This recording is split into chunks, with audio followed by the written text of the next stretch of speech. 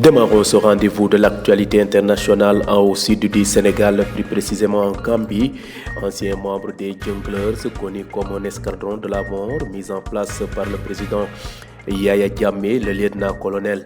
Sana Manjan a été arrêté dans la matinée du samedi 29 novembre en Casamance et extradé dans son pays au cours d'une opération conjointe de sécurisation effectuée par les armées sénégalaises et gambiennes.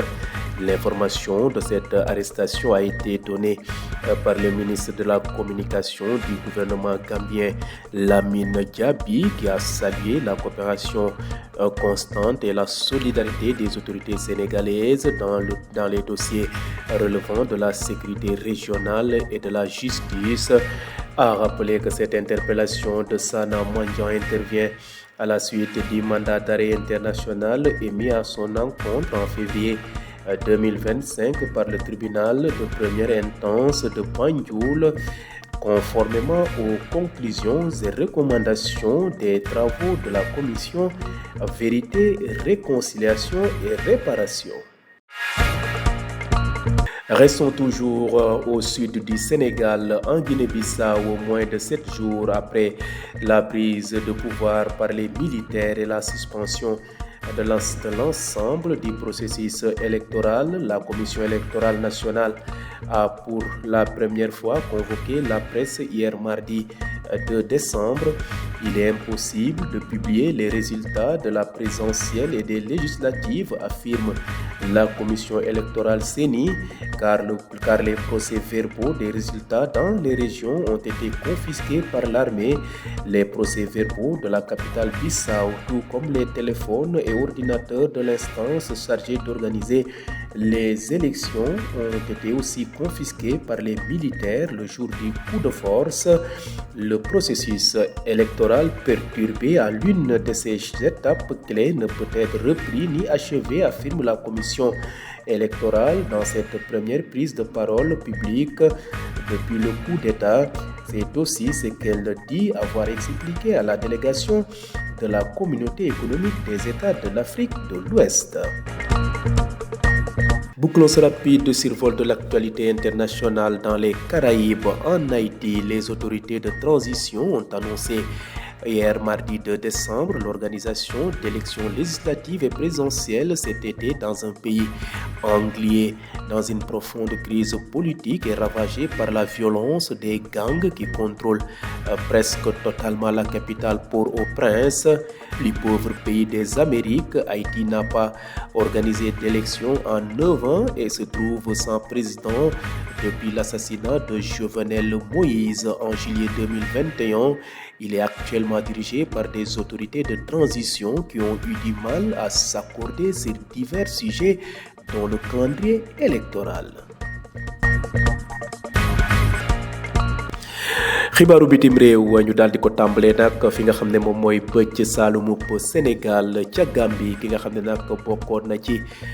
corps militaire bi ñu doon wax les Jungleurs te nekkoon escadron de la mort ci li ñu wax te ki nga xam ne moom moo nekkoon président bu réewum Gambie ba woon di Yaya Jammeh sampoon kii di lieutenant-colonel Sana Manjang daal dinañ ko teg loxo ci bésub wala ci subab samedi ñaar fan ak juróom-ñeent ci weeru novembre ca Casamance laata nag ñu koy extradé maanaam ñu koy yóbbu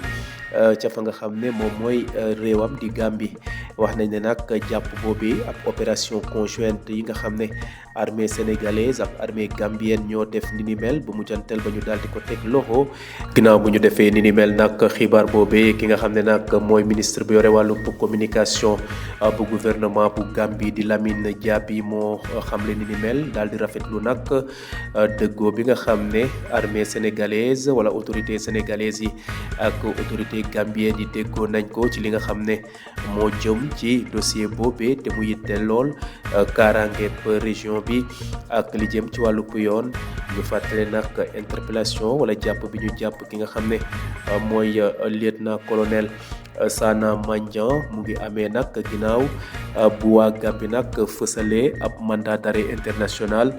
ci weeru février ci atum 2025 wax ne daal ki nga xam ne nag mooy Sana suñ ko tegee loxo ci réew mu mën a doon ñu ngay ñaan ñu daal di ko delloo fi nga xam ne mooy Gambie ndogal boobu sax mu ngi amee woon ginnaaw bu ñu amalee travaux yi nga xam ne moo demoon ci commission bu ñuy wax vérité réconciliation et réparation ca réewum Gambie. ñu des ba léegi ca fa nga xam ne mooy bëj saalumu Sénégal fii semaine a ngi nii ginnaaw nag bu militaire yi jëlee nguur ga ca réewum Guinée Bissau ñi nga xam ne nag ñoo yoroon lépp li jëm ci wàllu saytu élection yooyee démb dee ci bésu talaata gi yemoon ak ñaari fan ci weeru décembre ñu nga doon jàkkaarloo ak taskatu xibaar ya di àddu rek ci li nga xam ne moo jëm ci ni ni mel wax nañ ne de jamono ñuy toll nii mënuñu nag publier li nga xam ne mooy résultat yi nga xam ne ñu bëri ñu ngi wax ne daal nañ ko fësal ba ki nga xam ne moom moo gagné ñu daal di ko xam commission électoral di seeni wax na ne daal loolu du mën a nekk ndax la ko waral nee na procès verbaux élection yooyu yi nga xam ne amoon na ci yenn région yi waa ba ñuy koy indi armée bi daal wala jotoon nañ teg loxo procès verbaux yooyu ci région yi procès verbaux yi nga xam ne it ñoom ñoo amee woon ca capitale ba di Bissau armée bi daal dina ko te jël ca ba muy teel jël téléphone ak ordinateur yi nga xam ne ñi doon yore li jëm ci wàllu organisation élection yooyee ci la ñu doon liggéeyee loolu nag bokk na ci li gàllankoor fësal résultat officiel yi wax nañ ne nag processus électoral boobee nag daal li ko gën a perturbé daal mooy ni ni mel ba tax na daal li jëm nag ci wàllu wàññi xob yooyee ba fësal ka nga gañe wax nañ ne daal duñ ko mën a def ndax la nga xam ne mooy jumtuwaay ya yu bëri daal da caa manqué kon ci gàttal daal militaire ya daal dinañu wéy di toog ca Guinée Bissau ci lu tolloo ko benn at ndax ku doon xaar de ñu daal di fësal la nga xam ne moom mooy résultat yooyee mën nga doxi sa soxla ndax loolu duñ ko mën a def ndax nana mel moo antuwul. jeexalee xibaaru bitim réew yi ca goxub Caraïbes yi ca fa nga xam ne mooy Haïti autorité yi nga xam ne ñoo yore wàllu transition maanaam téye dugub la nga xam ne mooy nguur ga xamle nañu démb ci bésub talaata gi ñaari fan ci décembre ñu ngi ne daal ñu ngay xalaat organiser élection législative ak présidentielle ci atub 2026 bii di ñëw ñu gis ne nag réewum Haïti li jëm ci wàllu crise politique daal dina fa jël tànkub kanam lool li jëm nag ci wàllu violence ay bandi daal di nag occupé territoire yu bëri ca fa nga xam ne mooy capitale ba di Port-au-Prince ndax ni di mel dina mën a am déet ñu fàtte ne nag Haïti de bokk na ci réew yi nga xam ne ñoo gën a pauvre ca Amérique ñoom nag lu tolloog juróom-ñeenti at a ngi nii jotuñu amal élection ginnaaw bu ñu faatee seen président ba woon di Jovenel Moïse ci atum 2021 ci weerum juillet ñu gis ne nag jamono yi ay autorités de transition ñoom ñoo jiite réew ma te ñoom sax ñu ngay am jafe-jafe ngir juboo ci seen biir ci li jëm ci wàllu calendrier électoral boobee kon de suñu waxee ne daal bëgg nañu amal élection présidentielle ci njeexantalu weeru août ci atum 2026 loolu de ñu bari jàppee nañ ne ab gént dong la ndax la jëm ci wàllu kaaraange amul ca réew moomee ba ñuy tal li nga xam ne moom mooy organiser élection présidentielle ak législative.